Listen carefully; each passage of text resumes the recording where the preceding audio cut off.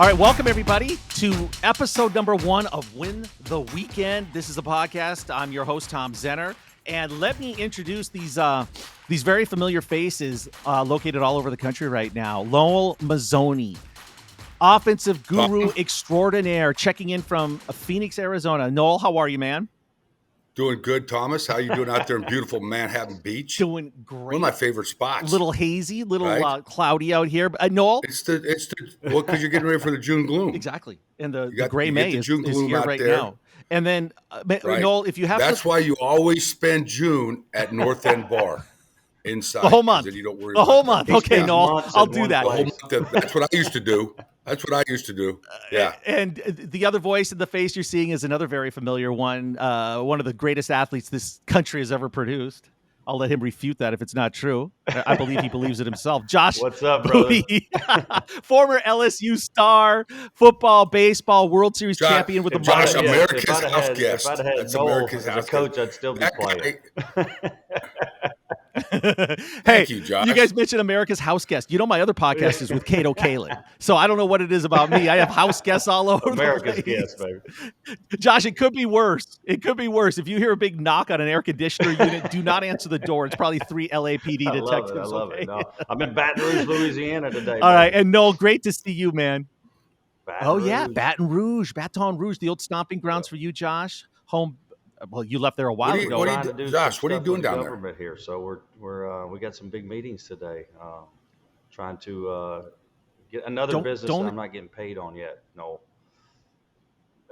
Well, hey, if you want to change that, invite Brett Favre to the meeting. If it's with the government, there'll be a lot of money flowing around. Right. Hey, and for all our listeners out here now, I'm so excited about this podcast. These are really diverse, talented, opinionated guys with so much experience in sports and life, and we're going to have a lot of fun with this show. That's if Noel doesn't take 5 more jobs in the next 10 minutes.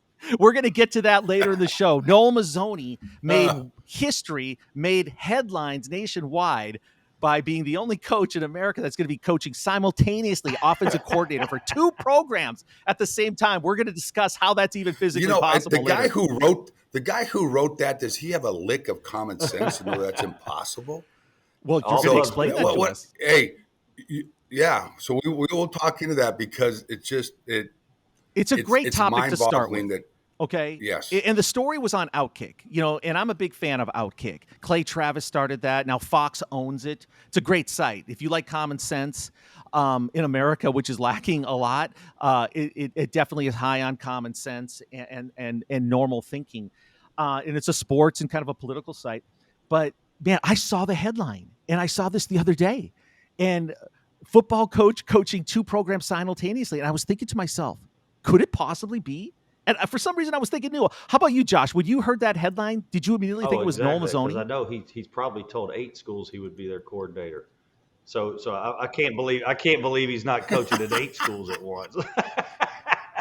Hey, it's only May. Yeah, that's coming. I mean, it's only May. He's going to be coaching 2 schools in the same district, probably.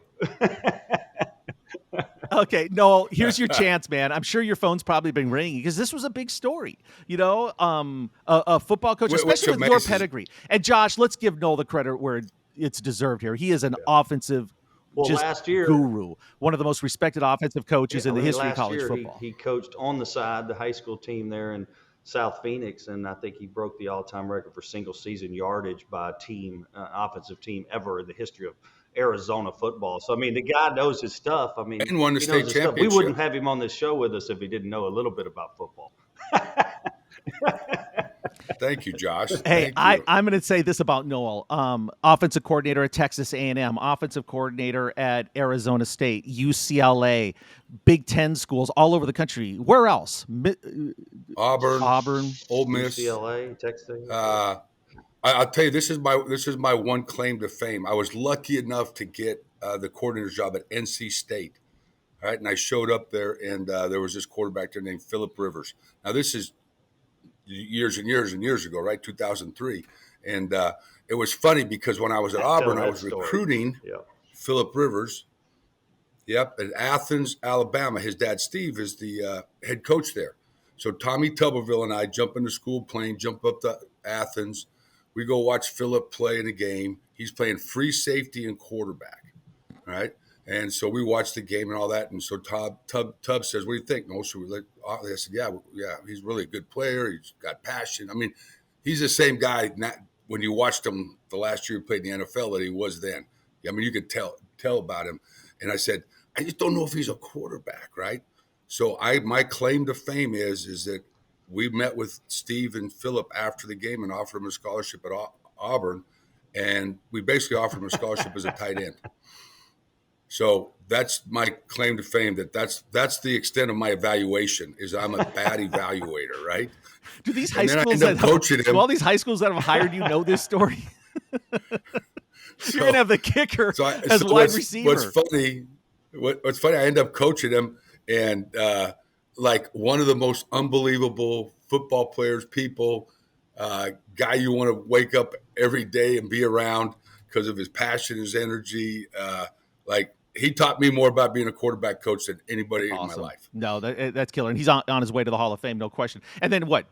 Tim Tebow, Josh Rosen. Did you work with Josh Rosen? Brett Hundley, Josh Rosen, Brock Osweiler had Brock. Another quick story about old Brock is he was our backup. We had a guy named Stephen Threet who was at Michigan, transferred to us, and Brock was our backup. And Brock thought he should be the starter. You know how it usually goes, right, Josh? So he walks into my office. Here's another one of my coaching prowess, right? He comes to my office with about 4 games left. He says, "Coach, I want to transfer." I go, "What?" He goes, "I want to transfer to Montana," because he's a Montana kid, Kalispell, I think. And so I talked him into doing this. I said, "Brock, just stay here till the end of the season, and get some work in. You'll still get to work on your skills, and then I'll help you, and we'll help you transfer to Montana." He goes, "Okay." Next game we're playing UCLA. About the middle of the first quarter, we're down 17-0 or something like that, 17-3. Stephen Threet gets dinged. Okay, I got to put in Brock. Okay, I figure what the hell, he's leaving anyway, right? Let's put him in. Sure. Put him in. All right. 5 touchdown passes later, as we beat UCLA. Okay, Brock becomes our starter, and the next year sets the school record and throws for like 4,200 yards and get drafted in the second round in Denver. That year. Yeah, and he made millions of dollars. Yeah. Does this ever come up? Yes. Because let's be real here. You help make these guys millions of dollars. I mean, it sounds like hyperbole, but a great offensive coach. Josh, do you agree with me? A great offensive coach is all the difference in the world. I played college football too, but don't you think Noel might have an argument for having a little small percentage of some of those millions? Brock owes him a lot. I would, I guess coming from a high school player and getting to the NFL, that gap between the 3, 4, 5 years sometimes, and now 6 because of COVID extends a lot of players' careers, but you can learn so much about the game. And my nephew's at Oklahoma. We were talking about this a couple of days ago with Noel actually in Nashville. But you learn so much more at the college level. And then because you got so much more time to understand what is going on in a course of a ball game or a practice session. And then the NFL, you got so much more time than even that. So there's so much cramming of information that you can get, and getting coached by Noel, who's coached many years at a very, very, very high level, is huge for these young players. And that's why high school kids from all over America are coming to him as well. Yeah, but I don't agree with that. That's like me telling you that the computer science professor at Stanford should get a cut of apple. No, I know. I see what you're saying, but these are completely different things. Because if you're in a program, did it help? I tell you where you get, Josh, is I tell you what it does. The part I love is I've developed friendship with guys like Josh Booty. I mean, Brock, all these guys I've coached. If I ever picked up the phone, the friendships are like, I don't want to sound corny, right? But you can't put a price tag on that. Me and Josh will take the money then. Tell Osweiler we'll take it. The money. If you don't want it, no problem. It's just another job we don't get paid for, right, Josh? Let me ask you this question. The draft was a couple weeks ago. Josh, you were there in KC, and I know, Noel, you followed it very, very closely. And every year, wait, Tom. Let's close the book on the last topic, all right? So I get to say my piece on it. Is that what happened? Is I coached at a high school here, won the state championship. Okay, there's another high school I had a chance to be the offensive coordinator that's right next to my house.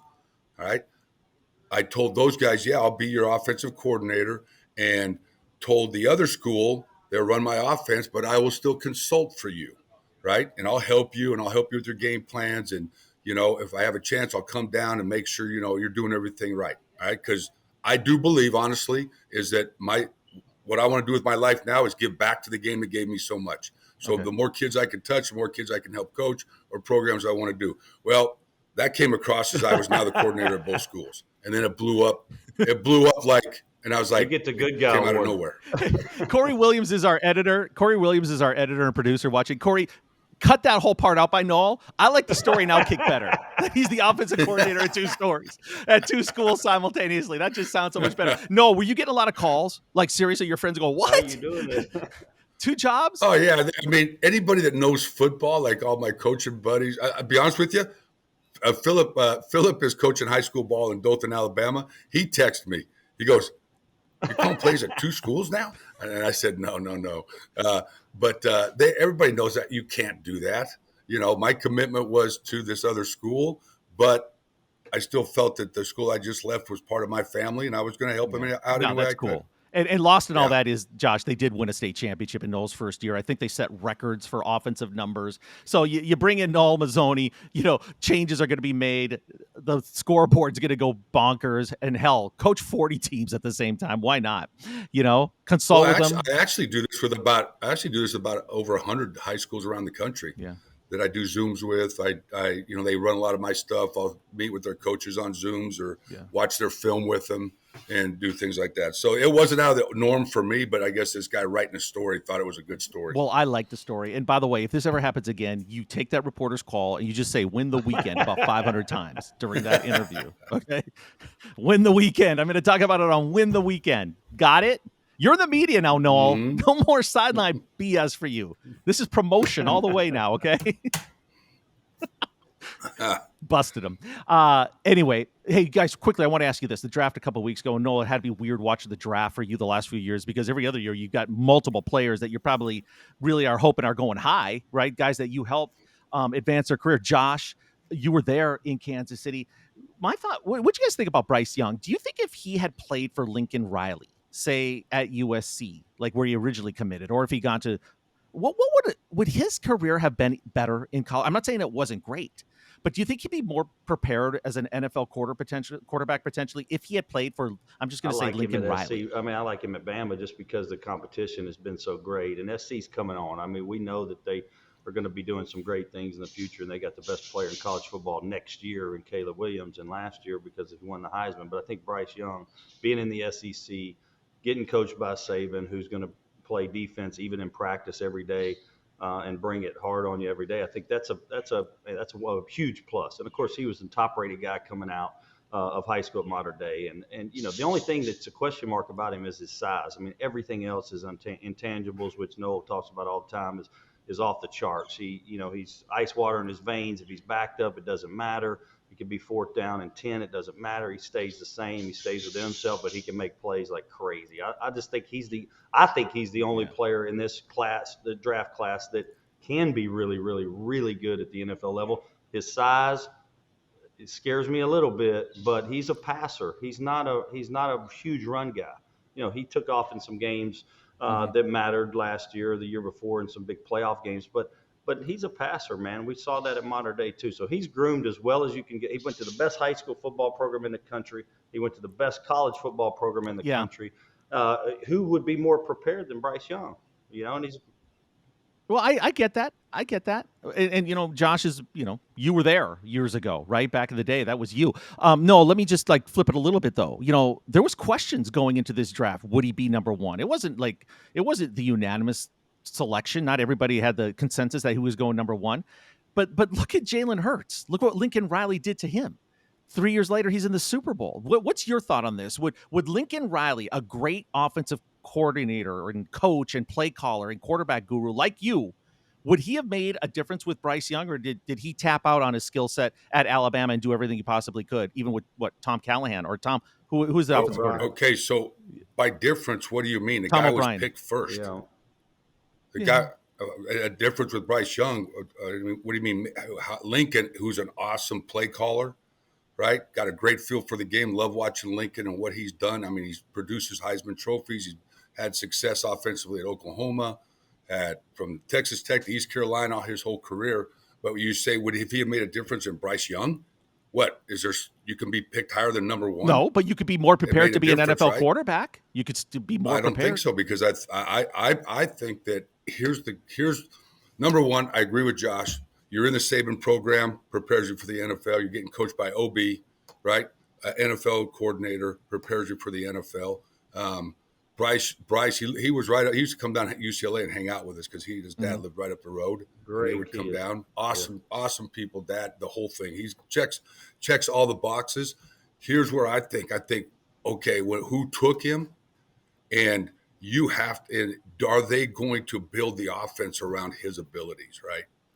I mean, you look at what Andy Reid did with Patrick Mahomes and what Patrick Mahomes' strengths are. That's a totally different offense that Andy Reid runs that he ran at Green Bay with Brett, right?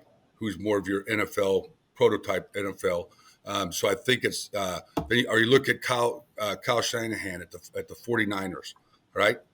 Mm-hmm. Hey, he's got pocket guys. Garoppolo and those guys are stay in the pocket, go through your progression. So what does he do? He plays to their strengths. We're going to run the ball. We're going to be hard play action. Okay. You got Patrick Mahomes. What's he do? He creates. He creates plays all over the place. What do? Yeah. You spread them out and let him create. Sure. Okay. So to me, it's the system. Whoever took him is.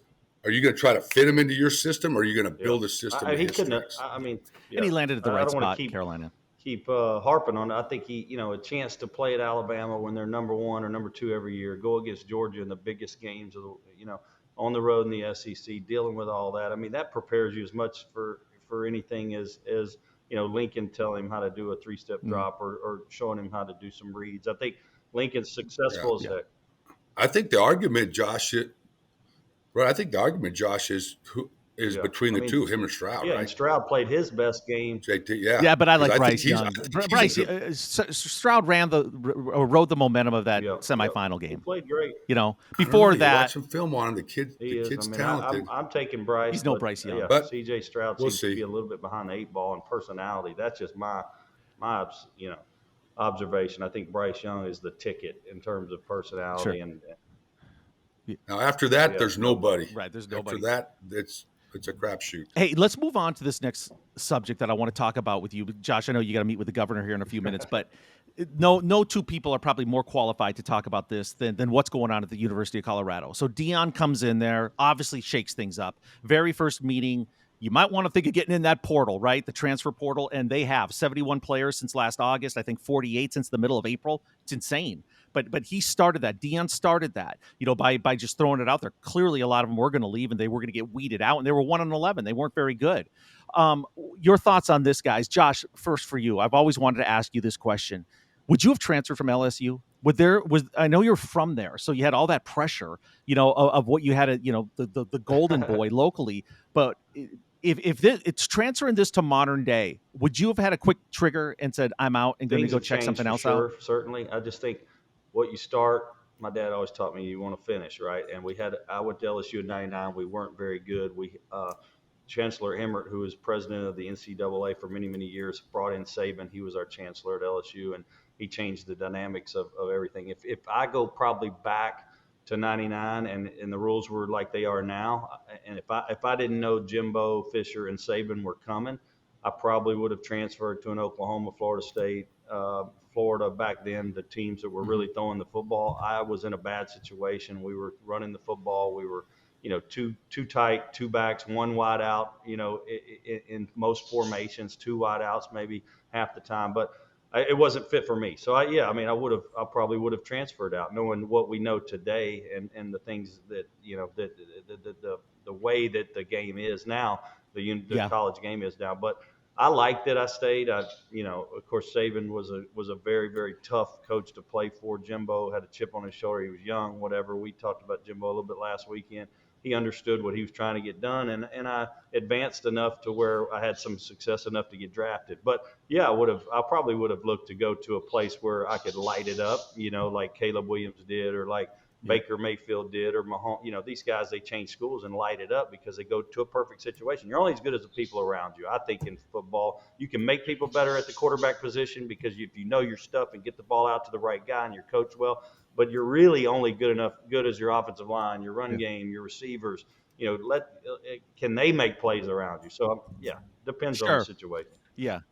Hey, Noel, let me get to you in just one second, but before Josh has to run, Josh, okay, you've got this family values, right? You finish what you start. Your nephew, you just mentioned, is at Oklahoma, right? He's going to come Oh to you yeah, for advice at some point. yep. It's not going to be easy. We all played, we all know there's moments. What are you going to tell him? Because The the times thing, have changed. It could be easy for him. Put your name in the portal and get He's re-recruited. going to send him to one of these high schools I'm coordinating at. I'm sure I have. I'm sure I have one close to General someplace. I just think I was a starter already, and I'd had, the question that you asked me was, would I have switched, places after maybe a year that we weren't very successful? He isn't starting, and if he doesn't have a chance to start, he needs to go somewhere. So I think that's where it differs for him. Yeah, with the rules now, if he doesn't get a chance to play at Oklahoma, I'm going somewhere where I can play, whether it's SMU or North Texas or Louisiana Tech or somewhere like that. I think there's another opportunity out there for me. Man, I was already the starter and entrenched, and I wanted to make. I had to change the landscape of LSU football and try to win some ball games. Yeah, for sure. And transferring back then, it was just more difficult. Yeah. You had to get And you released. had to sit out a year if you You had to went hope the anywhere. coach would Yeah, let you. it sucked. So no one really Yeah. did it unless you just absolutely had to do it. My daughter, she's going to run track in college, Division One, and so I told her, I go, we're starting to look at schools. I go, hey, I'm thinking ahead. I go, why don't we do this? Why don't you transfer every year, and then we'll write a book on it. 1 year you go to the Big That's Ten, JT 1 year in Daniels, the right? SEC, 1 year in the Pac-12, and then Yeah, we write a JT book. Daniels he's played in That 4 could be fun. conferences already, I think, huh? JT. I mean, he's been Has around he? the world, That's man. funny. Yes. Yep. Yeah, now he's at Now he's Rice. at Rice. He's unbelievable, that guy. Yeah. Pac-12, SEC. Hey, Josh, if you do have I to got go, I another get it. few But minutes. I I want to wanted tell to all talk our a little bit viewers. about Deion's thing because I've Oh, got some buddies real close to the Buffaloes and in Colorado, and he did come in. And he goes, a lot of you guys won't be here. We got to improve on our size, strength, speed, whatever. And I think I talked to one of them last night because I knew we were going to be talking about this for a second today, and he said, you know what, they're increasing their speed and strength and size through the transfer portal. So yeah, 71 guys left, but they've only got 13 scholarships left now. They've got a lot of guys transfer in. So yeah, you're seeing this huge turnover in terms of players, but I think what they're trying to get to is a faster, stronger team, and he's getting guys from SC and Bama and other places that are transferring in. I think he's got to right now look at the offensive line. They need 2 or 3 guys up front on the offensive line. That's what I'm hearing out of the Buffalo kind of nation, is that they got to get some offensive linemen in there to protect for Shador, his son, and that, and what they're trying to do offensively. But they've got a lot of DB speed. They've got a lot of wide receiver speed, and they're just adding to that. So I don't think it's as bleak as sure. some people think. Hey, right. Hey, he must be a good coach, right? I mean, he must have. Obviously, he can motivate, but does he have a good staff? I mean, can he X and I O? don't know. No. Yeah. That offensive coordinator they got's good. Yeah. Yeah. No, he's done. Hey, it's the biggest I hire in think 20 it's years. unbelievable. I think. Yeah. Because it made him relevant. Look, we're talking about him. Yeah. ESPN They got them televised winning their three spring and a game. half games. I think that's- Vegas that- has them that's- winning 3.5 games, and my guy said he wouldn't be surprised if they win 8 or 9. I'm like, whoa. I don't know about that because, you got a quarterback that's never played in Power 5 conference, but if they do have players around him, he's a good enough athlete, I'm sure, to get the ball to the right guy. And if that coach, like Noel said, the offensive coordinator is good, that's going to bring. They play Oregon and USC, I think, week 2 and week 3. We're going to learn a lot about them real quick. So, TCU week 1, I think they go TCU, they go Oregon and USC, and take the first 3 games. Their schedule is unbelievable. So they could get hammered early, or if they play well, man, people are going to be talking about them. So. Yeah, Deion looked at the schedule and said, "Okay, we need to. We need that's 71 exactly new what guys." he did. He goes through, and he knew the ones that couldn't play. Yeah, and I'm right. guaranteeing you, he talked to them Yeah. like they were, expendable in terms of, hey. Well, I tell you what's interesting, Josh, and I was just thinking about that. Listening to you talk is that there's no more, the transfer portal and the NILs, and it's such a fluid landscape now in college football, right? So where does the development come from? Where's that? Where's that? I sign that freshman quarterback, and then I train him, and then the second year he's, maybe he's a scout team guy, and then he's a backup, and then by his third year you hope, okay, this guy, that guy's not going to be there anymore, right? So it's putting so much more on these individual trainers in these high school programs, and that's why you see the XFL, USFL, all these, basically that becomes your developmental league, right? Well, they come in way more prepared. Don't you agree? These kids come in with a different skill set. I mean, they've just had so many reps, the 7-on-7, they don't get hit, right? I mean, there's no contact really for quarterbacks in spring ball, or, when you play Josh, there's unlimited hours that you could practice. Yeah. Which is, as Josh knows, that's where when you separate them, right? Is when you go live, and the bullets are going by you in the pocket. That's when we separate who can play and who can't play. It's right, BP Josh? in a real game. Yeah. It's like BP fastballs. Everybody can hit a BP fastball, but let's get in the real game and see if you can handle your pitches and stuff and your at bats. But I think that's the same thing for a quarterback. Is, hey, when live bullets are flying, buddy, it's a whole different world. And then if you're behind the 8-ball, and you can't run the football, and you're third and long every situation, every time you're out there on the field, boy, it gets real tough. So it is, there's a lot more to it. Hey, I'll say this real quick. And that's why I like going back to Bryce, Josh, is that I agree 100% with you. You put him in the toughest, you put him as close to the league as he could get in that league, where he's playing against league type caliber, and he had success. Yeah. Did Josh as opposed leave? to some guy? Where did Josh go? Did the governor Josh? call? Okay. He may have left. Hey, if they have that tough schedule, Noel, that's the best thing. We don't want to make this about a Colorado football program here, but having a tough schedule is the best thing, because then you don't have false hope, right? You're not playing Colorado State and Air Force or something like that, or Wyoming, and you get this false hope with these easy wins. So I think that's the best things for him. Hey, you were with Josh and John Daly? Explain that to me. You ran into John Daly. I saw this on Instagram. Hanging with John Daly. So, Noel, what's up? So turning him into a quarterback? So just let me, Corey, Tom, let me clue you in right now, right? If you just want to have a good time, right? Just travel with Josh for about 4 or 5 days, all right? Don't know where you're going to end up. Don't know who you're going to end up with, all right? We had gone to Nashville to meet with this guy, Brent Yates, who's got a really cool thing going at another show I want to talk about. Mm-hmm. All right. Fascinating guy. All right. Very successful, fascinating, has this whole, anyway. So all of a sudden Josh says, come on. Next thing I know, I'm in an Uber. Next thing I know, I'm pulling up to this country club, and there's like four cars in the parking lot. And I'm like, it's like 10 o'clock at night. I go, what are we doing? We walk in, and there's about 15 people at this table. At the end of the table is sitting John Daly, strumming a cigar, his guitar, singing. Next to him is Randy Hauser, and then Lawrence. So there's like 4 old country western like star guys all sitting at this table, and us. And next thing I know, we're hugging up. I'm hugging up on John Daly.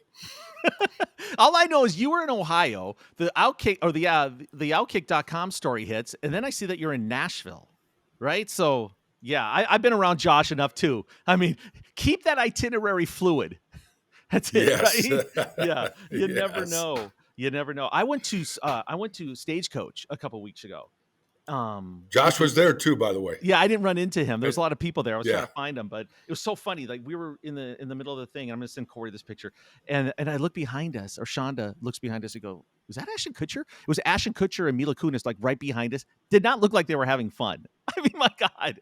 I mean, Ashton was just like, "I'm going to send you the picture. Corey can put this up." But you know what's funny is I go up to John, and Josh introduced me. And I say, "John, let me tell you, 1999."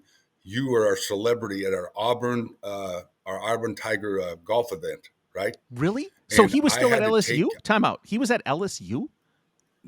John Daly. Oh, John Daly. You said that to John Daly. Got it. Okay. Yeah. John, I said this to John. I said, John, you were, and he goes, yeah, I remember. I said, I was the coach that had to put you in my car and drive you from the cocktail party after the tournament to your hotel room, right? And then I got a call to come back because you were throwing clothes and stuff off the second floor. And he was like, I mean, it was like great. Gosh. He remembered. He was awesome. Yeah. Remembered the whole event. But what a talented guy. It was Oh, a lot of fun. he looks like a goof now, right? With the beard, he's a little out of shape. No, he's not. He's But no, sharp. of course Yeah. not. I'm just talking physically. But think about what he did when he rolled up to the the PGA Championship. I think it was 1990, early 90s, as an alternate, basically, as a last minute addition, and goes in and wins that thing and becomes like an icon, right? And just like, Yeah, and he was like they were showing shots of him hitting golf balls in the back it's over some barn in Arkansas, right? mhm, Like yeah, how he taught himself to play and the whole deal. yeah, and then goes on to win the British Open, 2 majors. Yes. And you know Yeah. what? His life is a lot less complicated than Tiger Woods right now. 2 majors and not having that drama is probably better than 15.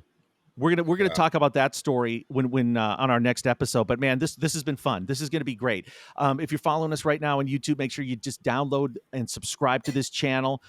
Follow us on social media. We're gonna have a lot of great social clips coming out, so you can get a little taste of this show throughout the week. And it's Win the Weekend, so we're gonna be coming to you every single weekend or every single week, talking about either what's happening or what just did happen on the weekend. And I'm looking forward to it, Noel. You're probably getting into Yeah, the groove and now. can I confess about what you told me now to everybody out there? Yes. That you said, Noel, I want you to do something just very bizarre to make a bunch of news. All right, the weekend before we open our Win the Weekend podcast, Yeah. and so that's what I did. So Tom, that was what you asked me to do. I did it. Yeah. I'm gonna coordinate at two schools at the same time. I had no idea you're this coachable. You follow orders that well. That's fantastic. All right. Now I'm going to be a typical football coach. Now just do it again next week. Do it again and again and again. Hey, you miss it at all, Noel? I mean, you've spent a lot of years on the sidelines dialing up offenses, and that's not an easy job. It's a grind. The life of a college football coach, a big time coach, you have pressure from the head coach. You have pressure from your family. You have pressure from the administration, from the media, depending on where you are. And now you're out of that. How's life been since you got out of that pressure cooker? I miss it. I mean, that's one of the reasons that's one of the reasons I volunteered at the high schools, right? And I'm still getting up at 4:00. I mean, I'm coaching at Higley High School last year against Sunrise High School or whatever, and I'm still getting up at 4:00 in the morning, watching film and trying to come up with a red zone game plan. Yeah. Because it's just something I've done my whole life, and I missed a piece on like if you ask any coach, do they like the portal? No. Do they like NIL? No. Do they like to be on the road every day recruiting? No. All right. Why you do it is because you love the relationships you build, and you love coaching kids. You like to be on the grass, Yeah. and that's the part you miss. Right. It's just being on the grass with the kids. What's the business like right now? Because if you're an actor, you call your agent and say, hey, my kids are going to college. I want to buy another house. Get me a couple gigs. I need a movie. I need a series. And they get it. And there's 15 million. You could make a call. There's big money for offensive gurus. I mean, that's 3 to 6 million, depending on where you go. Have you thought about that? Calling up some of your old friends and say, I'm ready? No, I mean, no, it's past me. All right. Because now it's because you have to check more boxes. You have to be, I always say now, all you got to do now to be an Power 5 offensive coordinator is use hair gel, have a 3-day-old beard, and have about 3 or 4 games of real good offense, and you can make $1 million. Mm-hmm. All right. That's what just the old man talking now. That's where the whole thing kind of started to change, was when I took my first offensive coordinator's job at Ole Miss, okay, in 1996 for $55,000 a year. Okay, I was coaching at Auburn, in '99 and making like 200,000. Okay, now these guys, they're 1.2, $1.4 million jobs. Yeah. So you have to be able to recruit. You got to be the social media guy. You have to check all those boxes now, and more than just, hey, can you score points? Yeah, but look, it also comes down to putting up numbers, winning, TV ratings, being able to recruit, the whole thing. So, it's funny, in Hollywood, they have these jobs. They're called script doctors, right? They're really talented writers that can go punch up a script if it needs help for character development, or if the plot's lacking, or if the third act is, lame, whatever. These guys come in and fix it.